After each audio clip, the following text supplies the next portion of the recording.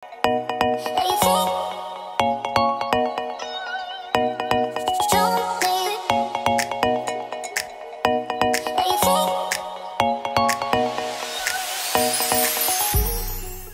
ko sa inyo yung business ko na Brandville. I started 2013. Pinanganak ko si Kalel.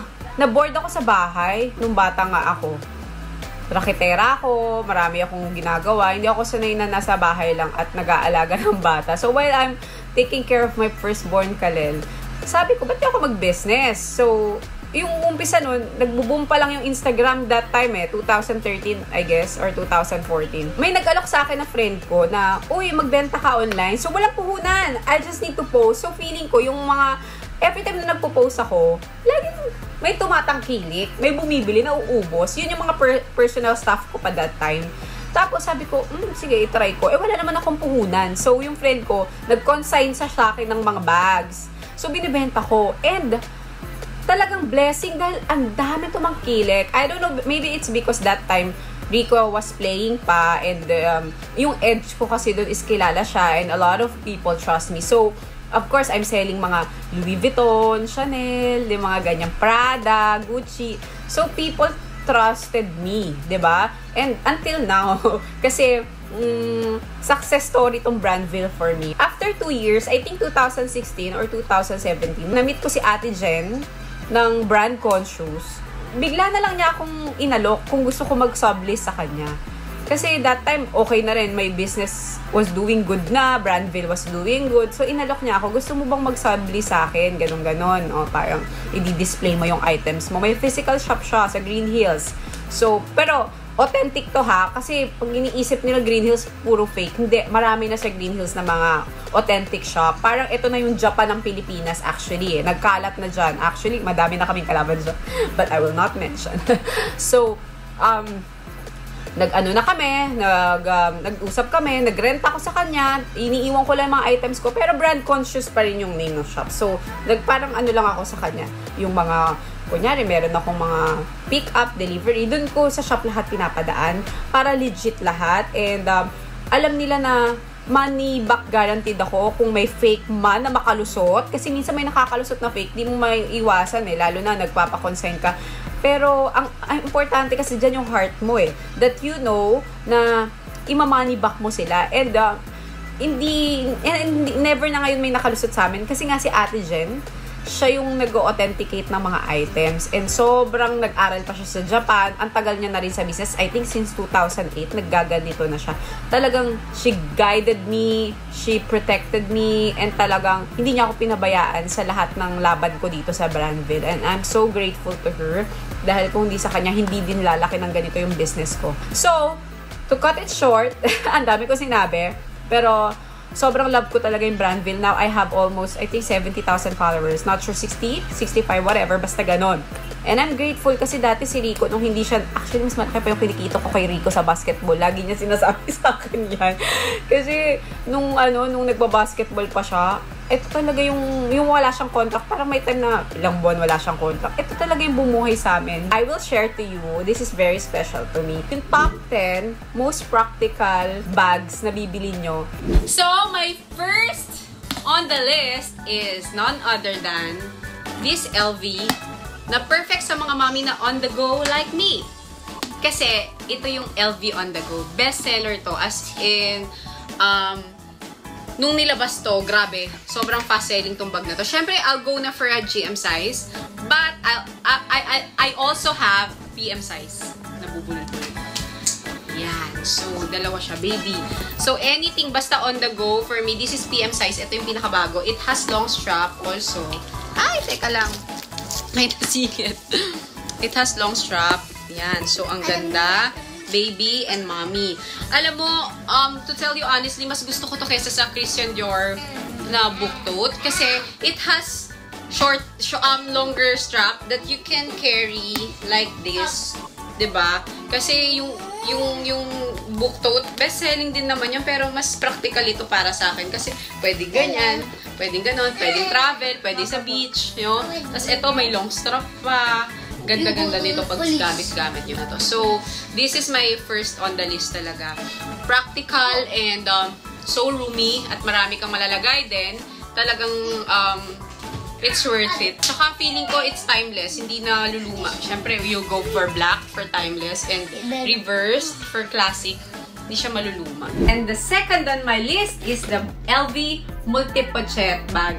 This is another bestseller bag. Crazy yung mga tao dito paglabas. Grabe. Alam mo, parang meron pang nagbebenta nito up to 155,000. At naalala ko, nakabenta rin ako ng ganong price. Kasi talagang ang hirap makakuha and ang hirap mag-source. Tapos sobrang bilis maubos. Actually kasi, sobrang daming use nitong bag na to. May coin purse, pwede mo rin bag charm.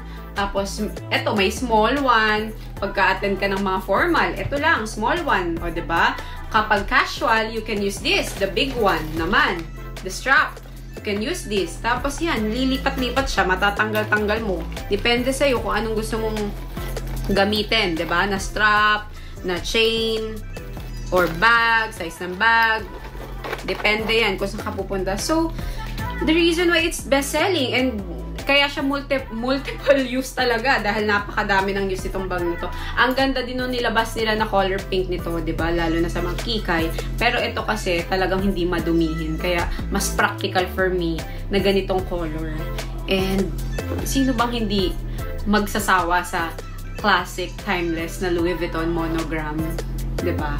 So, yes, I'll go for this. My third choice is another LV bag. Actually, ito talaga yung Multi-Pochette, yung LV on the go, and yung Metis. Ito Metis tawag dito. Metis or Metis. Yun talaga yung top 3 bestseller ng LV bag recently. Talagang dyan umikot yung mundo nating mga babae. Aminin nyo yan. Pero pinakasikat kasi na color nito is the reverse and of course, the classic. The monogram. But, na-feel ko kasi na parang, di ba, I have reverse na LV on the go, tas meron ka ng classic na Multi-Pochette. Eh, ang uso ngayon, di ba, yung ganitong, nauuso din sa LV yung Impriente leather ba daw dito? Impriente, correct me if I'm wrong. Hindi ako magaling sa mga ganyan, pero yun lang yung alam ko. Di ba, parang, ang sarap-sarap magkaroon ng ganitong leather na bag. And also, usong-uso ngayon yung nude pink. So, when you have nude pink bag and a Metis bag, perfect! Parang ganon. Tapos, sobra kasing look at inside Organized kasi yung stuff mo inside eh. Diba? Ayan o, ang ganda ng mga lalagyanan niya. Feeling ko, hindi magugulo kasi napa-flat siya na ganon. So, hindi mahirap maghanap ng mga items mo. Pagbukas mo nito, kita mo na agad. Tapos, syempre, yung long strap, importante sa ating mga girls talaga yung may long strap. And, may ganito, tapos may pocket sa likod for your cellphone para hindi mo bukas ng bukas, diba? Ayan. Naalala ko nung unang sumikat tong Metis, kay Cheska Kramer ko to una nakita. Yun na si Cheska, client din namin. And when she posts talaga, everyone will buy. Grabe yung babaeng yan. Sobrang influencer, top influencer talaga yan. Kahit ako kahit di bagay sa akin, basta pinost niya, binibili ko talaga. Sobrang love ko yan si Cheska. Tsaka grabe din yan. Sobrang bait na client namin yan. Tsaka spoiled na spoiled kami dyan. Talagang sobrang support sa akin yan. And grateful ako dyan. At yun, kaya sikat din talaga tong bag na to. Sobrang sarap gamitin. Manipis pa, diba? Hindi siya bulky. Tapos, naalala ko rin, no, ako kasi, when mga Louis Vuitton, Prada, and Gucci, I want to play with colors most of the time. Kasi, pag mga Chanel na, tsaka Hermes, parang ang hirap na mag-play ng colors kasi mamahalin na, 'di ba? Masyadong mamahalin. Ang sakit sa heart pag nadumihan. So pag mga ganito kaya pang areglohan pagka pa-paint, repaint mo lang or something kung nadumihan, kayang-kaya linisin. Tsaka yung mga leather na ganito hindi naman masiselan kasi to eh. 4 talaga may sound pa. Ito talaga favorite tote ko to sa buong mundo. Sobrang gaan ito. Tinalo nito yung Neverfull Louis Vuitton. Okay? Sobrang gaang. This is St. Louis PM size. So, may GM size din ito. At meron na yatang mini na to lumabas. Tapos, ito, sobrang kasi diba, pag magbi-beach ka, pag magta-travel ka, gusto mo yung ganun ka na lang ng ganun eh. Yung, kuha, opak, tapos babato mo. Sobrang gaang. Hindi masakit sa Hindi siya masakit talaga sa shoulder. Tapos, meron pa siyang pouch. Alam mo, ginagawa ko dito. Ginagawa kong wallet. yung ganito ko. Kasi meron din ako nitong iba-ibang kulay. Actually, nagkaroon na ako ng lahat ng ganito. May pink, may white, blue, lahat ng color. Ang problema lang talaga kasi sa akin, di ba nagbabayan sila ko ng bag. So talagang walang tumatagal na bag sa akin eh. Kasi for me, mas madaling makabenta eh. Mas madaling bumili pala kaysa makabenta. Kaya when may gusto ng bag ko, ibebenta ko talaga. Kasi kahit tumubo lang ako ng 3K, 5K, happy na ako dyan. Kasi nagamit ko na yung bag, tapos tumubo pa ako. Win-win, di ba? Tapos, ayan. Ito hindi ko pa nagagamit kasi I'm trying to sell it. Pero, I will definitely use it pag may beach. Kasi favorite ko itong ginagamit. Dahil talagang, ewan ko ba, in love ako dito sa bag na to. Pero, maganda rin yung nilabas nila ng Artwa na may zipper para dun sa mga praning at baka manakawan, di ba? Pero syempre naman, pagka hindi ka naman mag-iiwan siguro ng mga valuables item mo masyado dito. Meron man, kaya siguro may ganito para dito mailalagay yung money mo. Tapos may strap siya, di ba? So this is number 4 for me. Every lady should have a Goyard bag. Kasi parang hindi complete ang life. Charot! Tsaka, sobrang mura pa nito. Like, I mean, not mura, but I mean practical to buy than, I think, the Louis Vuitton. Kasi, yung Neverfull, parang nabibigatan lang ako. Pag gusto ko magto-tote ka, go for this tote. Ito talagang pinaka-magaang at roomy sa buong mundo. So, here. And my number 5 is the Givenchy, ano ba yan talaga? Hindi alam. Pero sabi nila, Givenchy daw. Ang pagsabi dito, Givenchy Antigona. Bahala kayo dyan.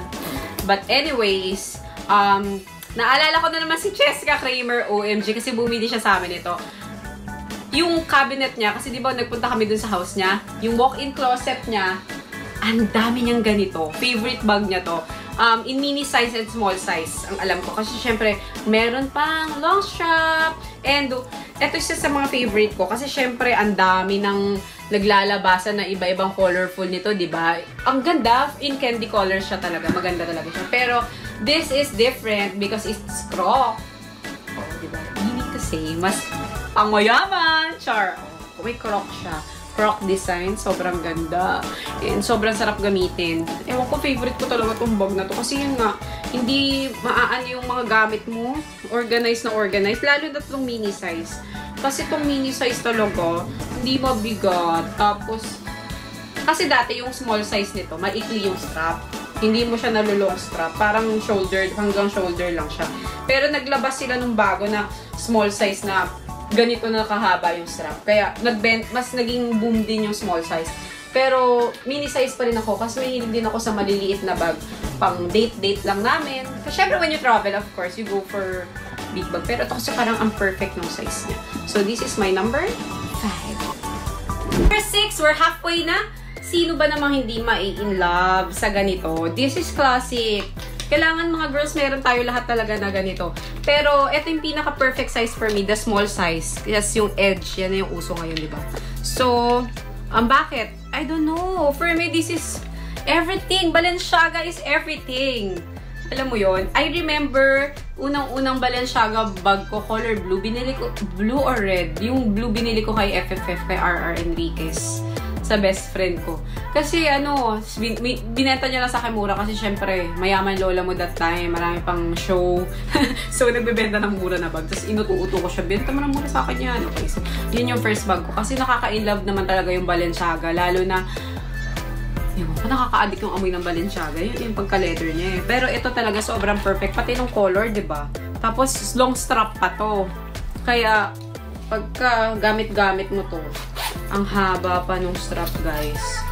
Oo, tignan mo. Ang ganda.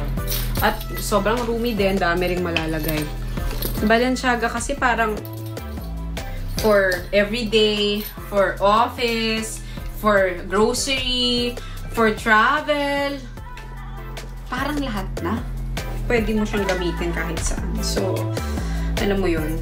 Parang ito na talaga yung parang lahat ng babae may ganito. In all sizes is nice kasi iba-iba sizes nito. Talagang may mga malalaki pa nito, may maliliit din, mga minis, meron din parang mga walk lang or coin purse, diba? So, yes. Balenciaga, number 6. And number 7 is Chanel Walk. Actually, nauso na naman yung Chanel Walk na pag ganon, diba? Meron na nun.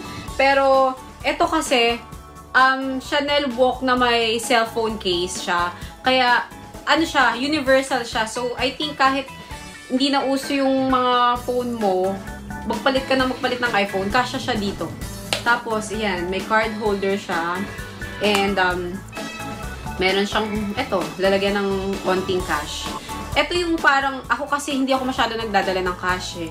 Kaya, more on card ako. Kaya, sobrang perfecto sa akin. And mas practical to kasi isa lang bit-bit mo. Andito na yung phone mo, yung card mo, tas onting money. Kasi ganun naman ngayon, di ba? Pag lalabas ka, yun na lang talaga yung bit-bit no. Card, money, and phone. So, solve ka na doon. And of course, syempre, pag magsha-Chanel ka, yun go for caviar talaga. No? So, caviar and gold hardware. Perfect. And why pink? Because pink is my favorite color. So, meron akong light pink na doon. Eh, may pink pa ako na ganito. Meron pang any pink. Sige na, lahat na 50 shades of pink. Ako na talaga lahat yan. So, yes. This is my number 7. Number 8 is my favorite Prada belt bag. This is a belt bag. It's actually, let's say, 3-in-1 bag. Bakit? Okay, belt bag. Belt. You can use this as belt lang alone. And above all, a sling bag. So, may long strap siya. See? Tignan mo. Pwede siyang sling. Para na rin siyang walk. See? Ginagamit ko to lagi pang travel. Kasi pag mga lalagyan ng money and cellphone, mabilis lang. Isa lang. Nasa katawan ko lang siya. Nakapulupot. Ang bilis gamitin. Passport, diba? So, pwede siyang sling. Pwede siyang belt bag. Tanggalin mo to. At pwede lang siyang belt. So, number 3. At pwede rin siyang pouch lang. So, for me, it's 4-in-1 bag. Sobrang love ko tong bag na to. Tsaka, actually, madami rin ganito. Pero, etong Prada lang yata yung may 2-in-1. Parang, hindi ko alam kung meron yung Gucci. Hindi ko, parang, wala akong maalala. Pero, kaya, ito yung pinaka-favorite kong belt bag. Kasi practical, marami kang magagamit. Tas color nude, of course. Camel color, you go for that. Diba? Pagka ganito, para yung, kahit anong outfit mo, talagang mababagay siya. So, yes. Number 8. Number 9 na tayo, guys. Syempre, I think, jumbo talaga. You girls have, pag may budget kayo, you have to invest on a classic, timeless Chanel bag. Okay, eto, kakaiba pa yung color nito. Kasi, syempre, this is taupe for me. Taupe color. Kasi, di ba merong beige tsaka black yung sikat sa classic bag. Kasi yan, double flap siya. Ayan. So, ito yung loob niya. Bang, bang. For me, ito talaga yung best investment bag. So, kung bibili ka ng Chanel na gusto mong mag-last, na gusto mong maganda yung resale value, wala ako natitirang jumbo. So, feeling ko mabibenta ko rin din to sooner or later. Kaya lang talagang lahat ng jumbo bag, medium, small size, mini rec, even maxi, best-selling talaga lahat yan. Alam mo, believe it or not, pagka, when we go to Japan kasi, ang number 1 na binibili ko, talaga jumbo, mga classic bags, and Leboy. Actually, gusto ko rin yung Leboy. Favorite ko din yung Leboy na yan. Kasi lang yung Leboy kasi, mas more on, for me, mas more bagets feel siya for teenagers. Unlike tong mga to, pang mommy na, for me, for mga 30s mataas, bagay na siya. So, if I choose between Leboy and Jumbo timeless piece, I will go for this. And mas mataas yung, hi darling! Ay, close the door please! And mas mataas for me yung, yung pag-resale value ng mga Jumbo, medium, lahat yan. So, this is my number 9. My second to the last. And, pag may budget kayo, bumili talaga kayo nito. Sobrang, alam nyo, grabe. Sobrang laki ng tinaas niya. 450. Anak, close! Gulo. 450 to 470k mo na to mabibili ngayon. Pero, imagine mo dati parang 200 plus lang to, diba? Ganun level na siya. So, ganun siya talaga. Believe it or not, kahit itanong nyo kung saan. Ang hirap pa kumuha, lalo na ng mga ganitong colors. Kasi, they will always stick for black and nude and red, ganyan, diba? Pero itong color na to, oh my gosh, ang hirap hanapin itong taupe na to. So yes, number 9, my favorite bag. Last but not the least, 10 ops, no violent reaction. Syempre, ito na, ibang level na to eh. Kapag you have work na, meron ka ng established na work, may ipon ka na, may family ka na nabubuhay mo ng maayos, siguro it's about time na mag-invest ka lang ng isang Birkin. This is the universal bag, parang ganun for me. I'll go with dark color, neutral color, kasi syempre ang mahal nito, 'di ba? Eh, ayaw mo naman na madudumihan lang. At least pag dark, hindi masyadong halata. Tapos, I want in evergreen leather kasi ang ganda kasi dahil para siyang caviar for me na smooth. Tapos, hindi siya gasgasin. Tapos, easy i-maintain. And, I'll go for size 30 talaga. Although, favorite ko din yung size 25. Kaya lang, kasi payat naman ako, diba? So, kasya yung kamay ko sa size 25. Kaya lang, mas mahal kasi yung size 25. Bakit nga mas mahal yung mga maliliit na bag na yun? Ito kasi, on the go ka talaga. Pag mami ka, ito talaga. Sobrang laki, diba? Tapos, yeah, parang, ay, nako, pag babae ka, pag may Birkin ka, dreams do come true ka na. You have, parang okay ka na. Ako, I don't have naman na naglalas na bag sa akin. As I've mentioned nga a while ago, lahat, they come and go, all my bags. Parang wala yata ako natirang bags dyan na matagal na. Meron ako, yung mga favorite ko lang na ini-stay never full, meron ako dyan. Pero ginagamit ko siya pang beach, yung ganun. Tapos meron akong nano, silinano. Kasi yung silinano, dalawa yung silinano ko. Bibigay ko kay Harper at kay Sarin yun. Pamana ko sa kanila yun. Yun lang. Pero, wala talaga ako nag-i-stay na bag kasi most of my bag nabibili, buy and sell. So, I let go pag may gusto bumili. Hindi ako nag-i-stay. Hindi rin ako na-attach kasi meron daw palang mga girls na na-attach sa bags. Hindi talaga. Mas gusto ko kumita kaysa ma-attach sa kanila. So, yun. For me lang ha, pag may established ka na na work and kaya mo na mag-Birkin, why not? Isa lang. Tsaka isang Kelly. Kasi, ang Kelly kasi, you can wear that with long strap, diba? Ito wala eh. So, you choose kung ano mas okay sa'yo, Kelly and Birkin. Ako, I want both. Kaya, I'm okay with Birkin, I'm okay with Kelly. Pero yeah, choose lang one. Okay yung may budget, you can choose two. Pero, ayun talaga, goal talaga natin. I think, you can relate naman na lahat ng babae goal nila magka-Birkin na bag. Parang mga lalaki lang yan, they want a motorbike or a sports car, ganyan. So, tayong mga babae, kung hindi diamonds, Birkin, no? Hayaan, paubayan nyo na sa amin yan. You can visit my IG page. Ito, at Brandville. Follow nyo ako, Jack Meyerhofer, kasi lagi ako nagpo-post doon. Nasa bio ko din yun. And, that's it. I hope you support my business. Lahat ng bibili nyo, you have to pray about it. Make sure na kaya ng budget. Huwag tayong maging impulsive buyer. Arte-arte lang naman natin to. On the side lang to. Pero syempre, we have to know our priorities. Okay? Just like yung mga boys, they buy cars and bikes and other stuff, gadgets, diba? Same tayo sa mga girls. Ito yung parang pinaka collection natin most of the time. Shoes, bags, accessories. So, pray about it. Hindi naman masama din na you reward yourself, diba? Paminsan-minsan. Mag-comment down below kayo kung ano pa yung mga next video na gusto nyo ipakita namin as family. So, shinare ko lang tong isang side ko. Hi, kids! Pag may naisip kayong business in mind, online! Everything is online now. So, come here! Bagong ligo mga baby ko. So, sabi mo, if you like this video, don't forget to like, share, and subscribe and comment down below and click the notification bell for more updates. Say bye!